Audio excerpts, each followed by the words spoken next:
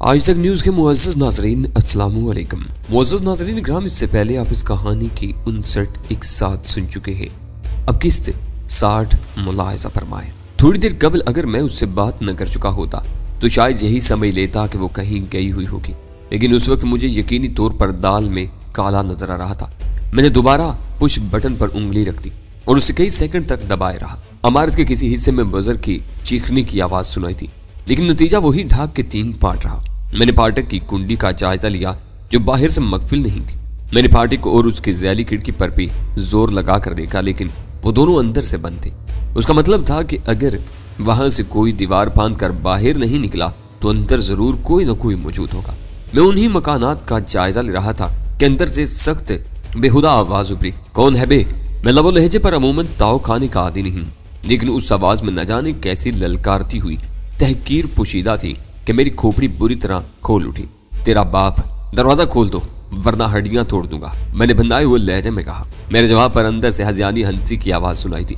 वो जो कोई भी था यकीनन उम्र रसीदा या बीमार था, क्योंकि उसकी आवाज में जिंदगी की भरपूर ताजगी नहीं थी। फिर कदमों की बेहंगम आहटों के साथ उसकी आवाज सुनाई थी। बड़े दिनों बाद आए हो अब्बा जान, तुम्हारा नाम तो मेरी माँ ने भी मुझे नहीं बताया था। आ ही गए हो तो जरा सब्र के साथ खड़े रहो ताकि तुम्हारी जियारत कर लूं।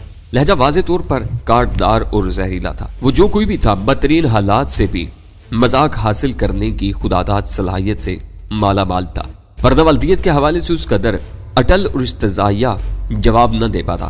मैं अपनी जगह तन कर खड़ा हो गया। मेरा इरादा था कि उसे मोहलत दिए बगैर ही दबोच बैठूंगा, बाद में जो होगा वो देखा जाएगा।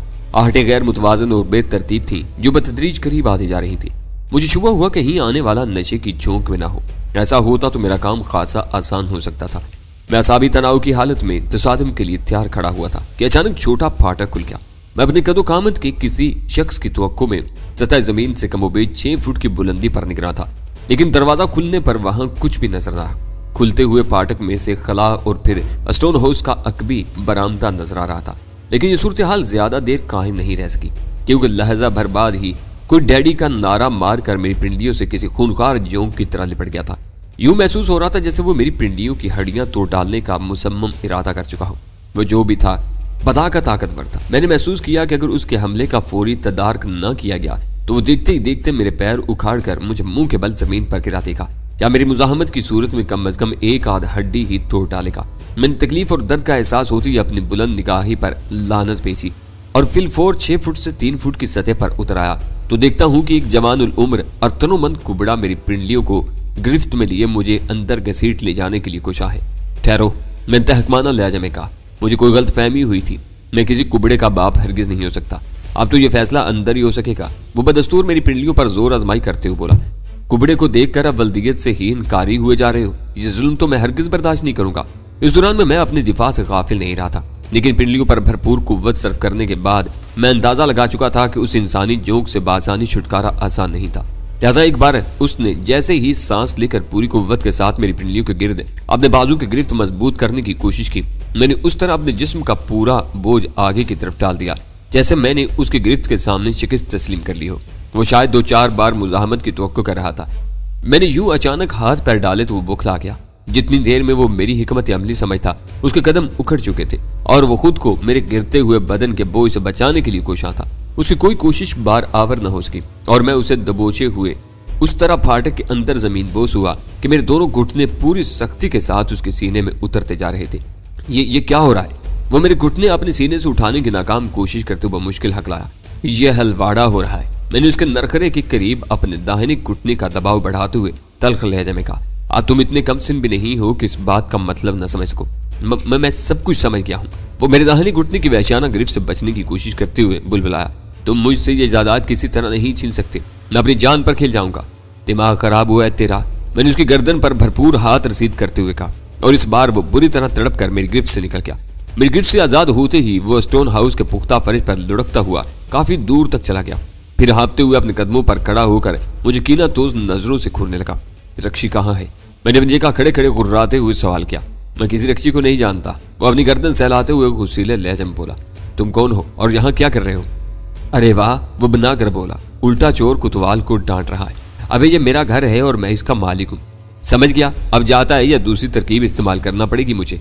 उसका जवाब मेरे लिए तहकीर अंगेज था, उसका जवाब मेरे लिए तहय्युर अंगेज था, लेकिन मैंने उसके लहजे से यह अंदाजा लगा लिया था कि जो कुछ कह रहा था पूरे एतमाद से कह रहा था, और उसी बात ने मुझे उलझन में डाल दिया था। ये मकान कब और कितने में खरीदा है तूने? मैंने इस बार मुसालिहाना लहजे में सवाल किया। वज़ियानी अंदाज में हंसा। ये मकान तो बड़ी बात है, मैं तो झोपड़ी खरीदने की ताकत भी नहीं रखता था, फिर ये तेरी मलकियत कैसे बन गई? बस देन है मेरे मौला की, खैरात में मिला है। उसकी आंखों में हरीसाना चमक ओत कर आई थी। खैरात में मिला है? मैं हैरत से तकरीबन चीख पड़ा। कौन सखी मिल गया था तुझे? बस अपने अड्डे पर बैठा भीख मांग रहा था कि एक बड़ी सी कार मेरे पास आकर रुकी। मैंने अपनी आदत के मुताबिक अल्लाह के नाम पर हाथ फैला दिया। कार वाले मेरी हथेली पर 10 का नोट रखते हुए खिड़की से सर निकाल कर पूछा कि मकान चाहिए। मुझे क्या इनकार हो सकता था, बस वो अपनी गाड़ी में मुझे यहाँ ले आया। उस वक्त ये घर खाली पड़ा हुआ था। मैंने उसकी बात काट कर इस तरह लहजे में सवाल किया। एक औरत थी जिसे वो अपने साथ ले गया। अब तो यहाँ मेरा राज है, ऐसा ऐसा सामान भरा पड़ा है जो मैंने ख्वाब में भी नहीं देखा था। 1-2 दिन में मैं शहर भर के फकीरों की यहाँ दावत करूंगा। ये मकान उसी औरत का है। दूसरा आदमी बहुत बड़ा धोखेबाज है, तुझे यहाँ फंसा कर औरत को उठा ले गया है। कानूनी कार्रवाई के बगैर कोई किसी जायदाद का मालिक नहीं बन सकता। औरत को मौका मिल गया तो तुझे अंदर करवा देगी। वो सोच में पड़ गया। एक कागज तो वो दे गया है मुझको, कह रहा था कि बस वही काफी होगा, पर मुश्किल में उसे इस बात पर आमादा कर सका कि वो कागज मुझे दिखाए। कागज देखते ही मेरे मुंह से बेख्तियार एक गहरा सांस आजाद हो गया। कागज पर लिखा हुआ था, ये मकान आज से हामिल रुक्का की मलकियत में दिया जा रहा है, मेरे से कोई ताल्लुक ना होगा। इन सतूर के नीचे कासिम का नाम लिखा हुआ था, जिसके नीचे उसी दिन की तारीख दर्ज थी। मकान मिल गया था तो मुझे मारने को क्यों दौड़ा था? मैंने पर्चा उसे वापस देते हुए सवाल किया। वही सखी माई बाप कह गया था कि कोई भी अजनबी यहाँ आए तो उसके हाथ पैर तोड़कर उसे फेंक दूं, वरना मुझे कमजोर देखकर उसका कोई भी वाकिफकार मुझे निकाल कर इस मकान पर कब्जा कर लेगा। और अपनी खुशी से उसके साथ गई थी। वो होंठ भींच कर अजीब से अंदाज में हंसा। औरत को कोई जबरदस्ती नहीं ले जा सकता बाबू, वो हमेशा खुशी से जाती है। रंगे हाथों पकड़ी जाए तो शोर मचा देती है कि उस पर जुल्म किया गया, उसे जबरदस्ती उठा लिया गया। ले वो भी आ गए। बात करते करते उसका चेहरा एकदम खिल उठा था। मैं बिजली की सी सुरात के साथ पीछे घूमा तो उसान खता हो गए। एटू मेरे पीछे अंदर दाखिल होकर दरवाजे को कुंडी लगा रहा था, लेकिन उसकी कहरबार निगाहें मुझ पर ही मरकूज थी। मुझे पूरा यकीन था कि तुम यहाँ जरूर आओगे। एटू जहरीले लहजे में बोला। मेरा ख्याल दुरुस्त निकला कि वो कमीनी तुमसे मिल चुकी है। इस बेचारे को क्यों बीच में ले आए? मैंने पुरस्कून लहजे में कहा। इसे चलता करो ताकि खुलकर 2-2 बातें हो सके। अब ये कहाँ जाएगा? एटू ने सर्द और सफाकाना लहजे में कहा। इसे तो अब हमेशा यहीं रहना है। तुम्हें यहाँ कुछ देर तक उलझाए रखने के लिए पूरी तौर पर यही तजवीज जहन में आ सकी थी। कुबड़ा भिखारी एटू की मानी के इस बात की तह तक नहीं पहुंच सका था। मैंने फौरन ही बात खोल दी। इस बेगुनाह माजूर को मारकर तुम्हें क्या मिल जाएगा? बेहतर यही होगा कि इसे जाने दो। मुझे मार डालोगे तुम? भिखारी की खोपड़ी पर जमी हुई बर्फ पिघलने लगी थी। उसने खौफजदा नजरों से एटू की तरफ देखते हुए सवाल किया, फिर अपना बोझ बार बार एक पैर से दूसरे पैर पर मुंतकिल करने लगा। ये बकवास कर रहा है, एटू ने सर्द मैरी के साथ कहा। चुपचाप खड़े रहो, तुमसे बाद में बात करूंगा। लहजा भर खामोश रहने के बाद एटू मुझसे मुखातिब हो गया। ब्रीफ केस कहाँ है? होटल चलो तो अभी लुटा देता हूँ। मैंने बेपरवाही से कहा। मुझे मालूम होता कि तुम उस कदर नाकारा चीजों का बोझ उठाए फिरते हो तो हरगिज इतनी मेहनत न करता। इस बार मैं तुमको जिंदा नहीं छोड़ूंगा। एटू घुर्राया और मैंने देखा कि मुझे दी जाने वाली उस धमकी पर कुबड़े भिखारी का चेहरा धुआं हो गया था। तुम्हारी सरकशी मेरे लिए नाकाबिले बर्दाश्त हो गई है। मैं मज़हकाना अंदाज में हंस पड़ा। तुम तो यूं कह रहे हो जैसे अब तक मुझे दानिस्ता ढील देते आए हो। हालांकि तुम्हारा बस चलता तो महीनों पहले मेरी हड्डियों का सुरमा बनवा चुके होते। वो लड़की कहाँ है जो तुम्हारे साथ लाहौर गई थी? जहाँ भी है आराम से है, तुम उसकी तरफ से फिक्रमंद न हो। अलबत्ता ये जरूर बताओ कि रक्षी को तुमने कहाँ कैद किया है। रक्षी बहुत जल्द अपने मंतकी अंजाम को पहुंच आएगी, वो सर्द लहजे में बोला। लेकिन उससे पहले मुझे तुम्हारा और तुम्हारी साथी लड़की का कज़िया तय करना है। इस बार मैं यही मिशन लेकर कराची आया हूँ। मेरे साथ जो सलूक चाहो कर सकते हो, लेकिन ये याद रखना कि तुम्हारी कब्र उसी लड़की के हाथों तैयार होगी। वो मेरे हर राज में पूरी तरह शरीक है और तुमसे ज्यादा पुरस्कार है। उसने फुर्ती के साथ अपनी जेब से रिवाल्वर निकाल लिया। इस तरह तुम अपनी जिंदगी के आखिरी लम्हात को कर्मनाक बना लोगे। मेरे तशद्दुद के तसव्वुर ही से तुम्हारे रोंगटे खड़े हो जाएंगे। आ गए अपनी औकात पर, मैंने चिढ़ाने वाले अंदाज में कहा। मेरा तो अंदाजा था कि शायद इस बार मर्दानगी का मुजाहरा करते हुए जिस्मानी ताकत के बल पर ही मुझे जेर करने की कोशिश करोगे। अंदर चलो। वो रिवाल्वर की नाल को जुम्बश देते हुए हो रहा। खैर तुम्हारी कैद में भी मुझे ज्यादा तकलीफ न होगी। मैंने पुरस्कुन रहने की कोशिश करते हुए कहा। ब्रीफ केस में मौजूद तुम्हारे शनाख्ती कार्ड से पता चल गया है कि तुम गैर मुस्लिम हो। तुम्हें तो परमिट पर मिलती होगी, अपना भी गुजारा होता रहेगा। वो कार्ड किसी भी काम ना आ सकेगा। वो बोला। तुम ठीक ही समझे हो। वो कार्ड महज कोटा हासिल करने के लिए बनवाया गया था। कैद के दिन गुजर जाने के बाद अब वो मेरे लिए बेमसरफ हो चुका है। मैं मुड़कर इमारत की तरफ चल दिया। कुबड़े भिखारी के करीब से गुजरते हुए मैंने महसूस किया कि वो A2 की जहरकंद गुफ्तगू सुनकर अपनी जगह खड़े खड़े कांप रहा था। शायद उसे अपने अंजाम का अंदाजा हो चुका था, क्योंकि सखी के रूप में उसे सजे सजाए आलीशान मकान का मालिक बनाने वाला अब अपनी कैंचली बदलकर असल रूप में सामने आ गया था और उसके एक ही लफ्ज से तशद्दुद और खून रेजी की बू आ रही थी, जिसका अंदाजा लगाने के लिए किसी खास जहानत की जरूरत नहीं थी। तुम भी अंदर चलो। A2 ने शायद कुबड़े भिखारी को भी मेरी तकलीद का हुक्म दिया था। मेरे कदम बेख्तियार जमीन में गड़ गए। मैं भिखारी का चेहरा पड़ चुका था, लिहाजा किसी अनहोनी के होने की उम्मीद में तमाशा देखने के लिए पीछे घूम गया। मुझ पर रहम करो माई बाप। भिखारी दोनों हाथ जोड़कर रो देने वाली आवाज में कहा, अल्लाह तुम्हारा भला करेगा, रोजी में बरकत देगा। Shut up. A2 ने चिल्लाकर उसे दरमियान ही में फुटकार दिया, जो कह रहा हूं वो करो वरना चमड़ी गिरा दूंगा। मुझे जाने दो। भिखारी की आवाज भर आ गई। मैं किसी से कुछ नहीं कहूंगा, जो कुछ यहाँ देखा है सब भूल जाऊंगा। मैं तो अपनी औकात से बढ़कर हाथ मारने के चक्कर में बर्बाद हो ही गया। A2 के दिल पर उसकी फरियाद का कोई असर न हुआ। वो पहले ही भिखारी खासा करीब था, फिर यूं ही वो बरहमी के आलम में दांत पीसता हुआ उसकी तरफ बढ़ा। कुबड़ा भिखारी दोनों हाथ जोड़ते हुए आगे की तरफ लपका, जैसे A2 के कदमों में गिरकर माफी मांगने का इरादा रखता हो। फिर उससे पहले कि A2 उसे रोकता, भिखारी ने उसकी दोनों टांगे जकड़कर आगे घसीट ली और A2 किसी वजनी शहतीर की तरह पुश्त के बल पुख्ता फर्श पर ढेर हो गया। फर्श से खोपड़ी टकराते ही A2 के हल्क से गजबनाक गुर्राहट उभरी थी। मुझे यकीन था कि उसी ज़रब पर उसे दिन में तारे नजर आ गए होंगे। अपनी जान के खौफ से सहमे हुए कुबड़े भिखारी ने जबरदस्त काम कर दिखाया था। मुझे उसकी ताकत का बखूबी अंदाजा हो चुका था, लेकिन A2 उस वक्त मुसल्ला था। मैं भिखारी की मदद से A2 को जेर करने के लिए उन दोनों की तरफ लपका। भिखारी जोंक की तरह A2 की पिंडियों से लिपटा हुआ था और उसके बदन को शदीद झटके दिए जा रहा था और A2 उस कोशिश में था कि किसी तरह मौका पाते ही दाहिना हाथ सीधा करके उसे गोली मार दे, क्योंकि रिवाल्वर उस वक्त भी उसके हाथ में दबा हुआ था। मैंने बढ़कर A2 के दाहिने हाथ को पकड़ना चाहा और उसी लम्हे शायद कुबड़े भिखारी ने मदद आ जाने की बना पर अपनी गिरफ्त कदरे ढीली की और A2 ने मेरी कामयाब होने से पहले भिखारी की खोपड़ी में गोली उतार दी। फायर के पुरशोर धमाके के साथ कुबड़े भिखारी की भयानक चीख फलक शगाफ थी। उसकी खोपड़ी के जख्म से खून का फवारा उबल पड़ा था और वो खुद उछलकर दूर जा गिरा था। मेरे लिए वो सूरत हाल नाजुक और बदतरीन थी। मैंने पूरी कुव्वत के साथ A2 की दाहिनी कलाई पर ठोकर रसीद की। रिवाल्वर उसके हाथ से छूटकर उड़ता हुआ दूर जा गया। अब A2 गैर मुसल्ला हो गया था और मैं थोड़ी सी जद्दोजहद के बाद उसे जेर कर सकता था, लेकिन धमाके और भिखारी की चीखों के बाद वहां रुकना बदतरीन हमाकत का मुतरादिफ होता। उस मामले में A2 की कुव्वत फैसला मुझसे सबकत लेगी।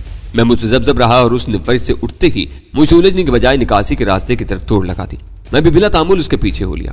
वो चूंकि उस रहायशी इलाके की अकबी सड़क थी, लिहाजा फायर और चीख के बावजूद उधर सन्नाटा ही था, लेकिन मुझे यकीन था कि अगली समत में उस वक्त तक बहुत से लोग सूरत हाल मालूम करने की फिक्र में बाहर निकल आए होंगे। फाटक से निकलते ही A2 की चाल एतदाल पर आ गई, ताकि इत्तफाकन कोई सामने आ भी जाए तो उस पर शुबा न कर सके। मैं भी उसी के साथ हो लिया। मैंने देख लिया कि उसकी सफेद कार मेरी गाड़ी से आगे खड़ी हुई थी। अब क्या मुसीबत है, जाओ दफा हो जाओ। वो मुझे घूरते हुए किसी खटके कुत्ते की तरह घुराया। फैसला नहीं करोगे मेरा? मैंने मजाकाना लहजे में सवाल किया। मुझे उस कुबड़े की कुव्वत का जरा भी अंदाजा होता तो पहले उसी को ठिकाने लगाता। अब मुकद्दर से तुम्हें कुछ मोहलत मिल गई है तो फौरन मेरी निगाहों से दूर हो जाओ, वरना मैं नताज की परवाह किए बगैर यही तुम्हारा खून पी जाऊंगा। मेरा खून बहुत कड़वा है मेरे दोस्त, इसलिए आज तक जिंदा फिर रहा हूँ। मुझे सिर्फ इतना बता दो कि रक्षी कहाँ है, मैं फौरन तुम्हारा पीछा छोड़ दूंगा, वरना तुम्हारा ताकुब करता रहूंगा। ताकुब? वो यूं चौंक कर बोला जैसे उस वक्त तक उस इम्कान को फरामोश किए रहा हो। फिर मुसरत में लहजे में बोला, ये सबसे उम्दा तरकीब है। किसी भी वीराने में चलकर दो दो हाथ किए लेते हैं। जिसका मुकद्दर यावरी कर गया वो जिंदा लौटेगा, दूसरे की लाश वहीं सड़ने के लिए पड़ी रह जाएगी। ऐसी घटिया बातें तुम भी सोच सकते हो। मैं तुम्हारी लाश को हरगिज बेगोरो कफन न छोड़ूंगा। मैंने अचानक खामोश होकर अपने कान फिजा पर जमा दिए। हवा की लहरों के दोष पर वक्फे वक्फे से कहीं दूर से किसी सायरन की मुहूम आवाज सुनाई दे रही थी, जो बतदरीज वाजे होती जा रही थी।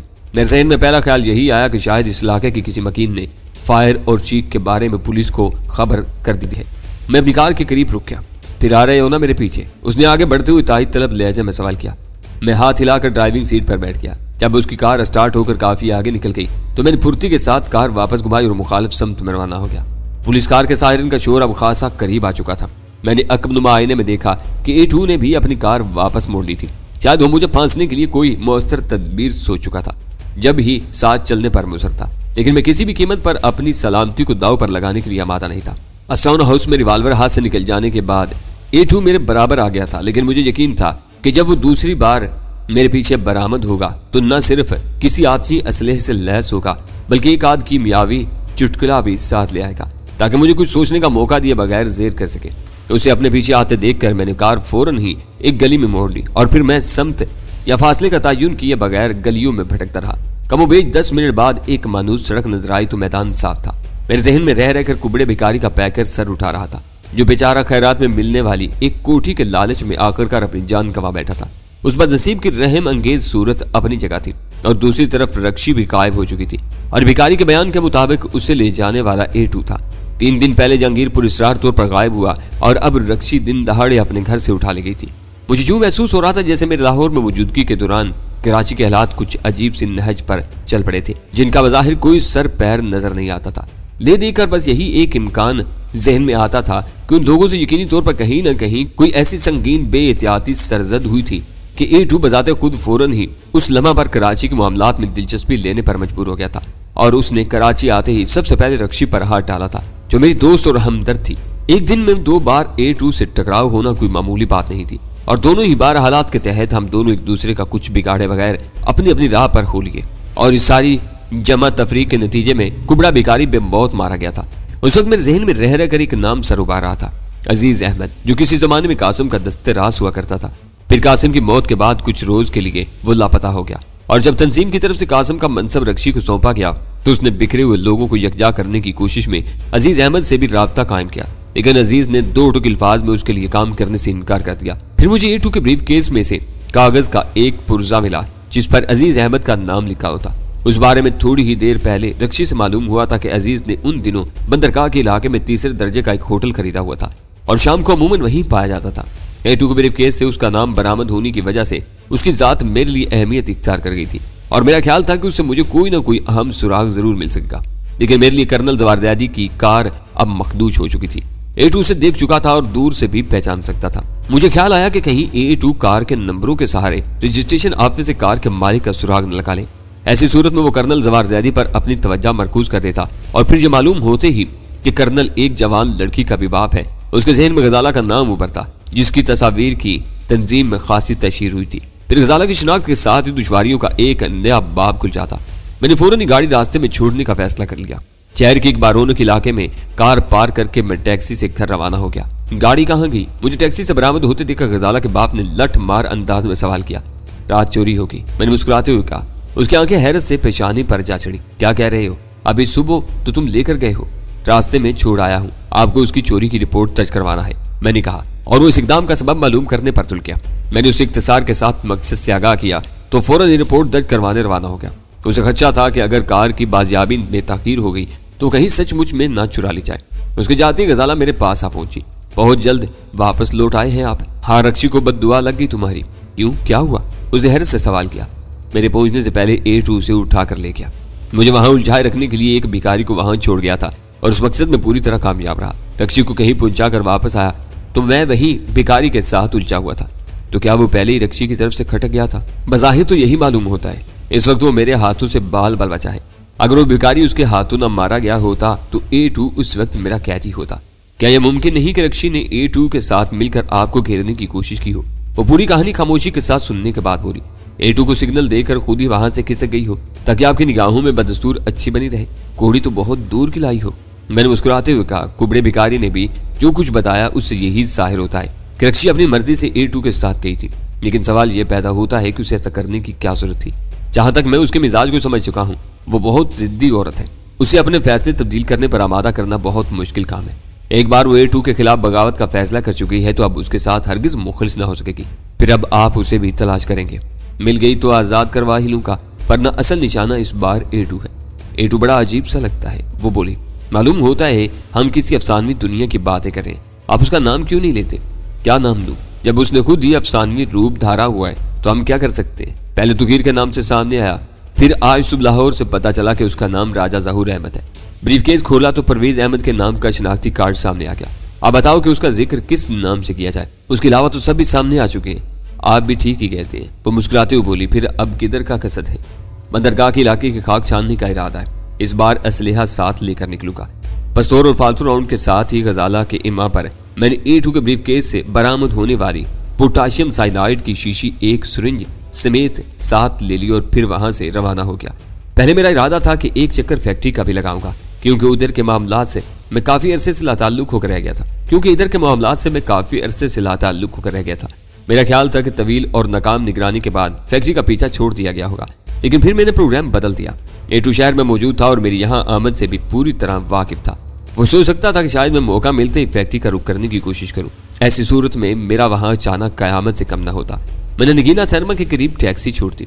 टैक्सी से उतरकर मैं सिगरेट खरीदने के लिए एक दुकान की तरफ बढ़ गया। अजीज का होटल किधर है चाचा? मैंने दुकानदार को सिगरेट के पैसे देते हुए सरसरी लहजे में सवाल किया। अजीज का होटल? दुकानदार ने इज्तबा अमेज नजरों से मेरी तरफ देखते हुए दुहराया, फिर राजदराना लहजे में बोला, खरीदना है या बेचना है? मेरे लिए उसका रद्द अमल गैर मुतवक्किल था। लहजा भर के लिए तो मैं बुखला गया, लेकिन फौरन ही संभाला ले लिया और मुस्कुराते हुए सवाल किया, वो क्या बेचता और खरीदता है? चरस, अफीम, हेरोइन, वलायती दारू, हर चीज का सौदा करता है। तुम क्या लाया है? ना लाया हूँ न ले जाना है, मैंने मुस्कुराते हुए कहा।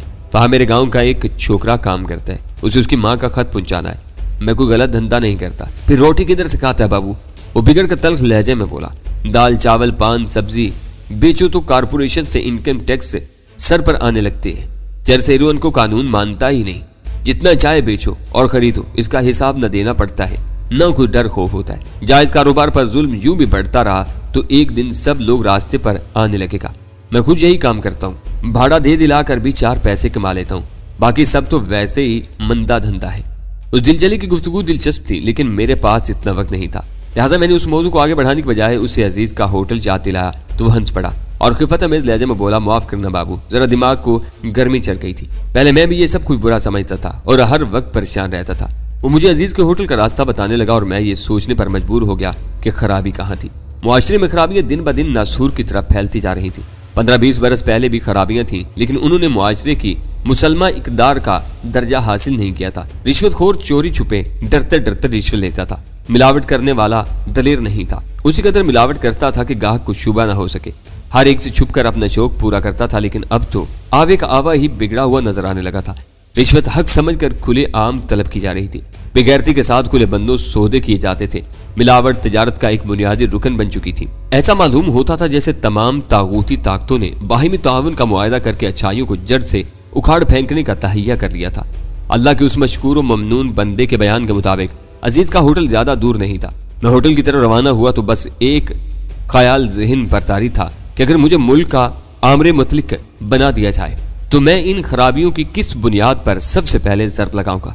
धूप खासी तेज थी, उसके बावजूद पैदल चलते हुए जो कानून का जितना ज्यादा और पक्का मुहाफिज था उसी कदर उसका काम आसान था। अफसराने मजाज की सवाबदीद पर इतने बड़े बड़े फैसले छोड़ दिए गए थे कि अगर अफसर के दिल में बेईमानी आ जाए तो महज एक सौदे में उम्र भर की कमाई हासिल कर सकता था। आखिरकार मैं बताए हुए पते पर एक बेनाम होटल के सामने पहुंच गया, जहां दोपहर के वक्त भी खासी भीड़ नजर आ रही थी। मैं कसलमंदाना अंदाज में टहलता हुआ होटल में दाखिल हो गया और खाली मेज की तलाश में निगाहें दौड़ाने लगा, लेकिन होटल में कोई मेज खाली नहीं थी। मैं बढ़कर एक ऐसी मेज के गिर्द जा बैठा जहां पहले से एक अधेड़ उम्र मजदूर विराजमान था।